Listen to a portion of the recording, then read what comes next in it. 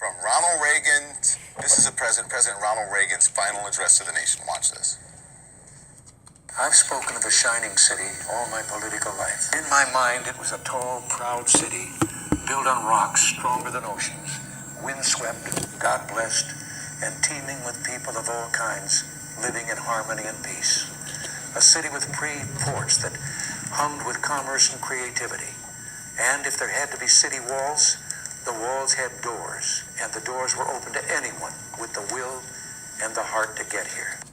Remember, that was President Reagan, the gold standard of Republican president. Now a Democratic president, Barack Obama. Suggesting that we can build an endless wall along our borders and blame our challenges on immigrants, that doesn't just run counter to our history as the world's melting pot.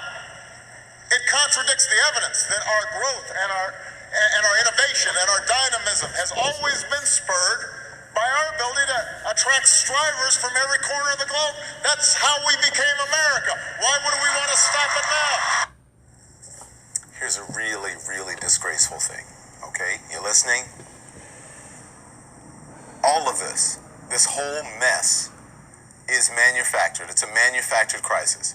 A non-crisis at the border that's really not fooling anybody.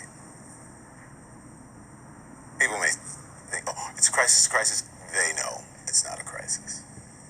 That's all for political expediency. That's all for getting what they want. That's all for saving this president's rear end. After all, what kind of emergency is it when you do absolutely nothing about it for the first 2 years of your term?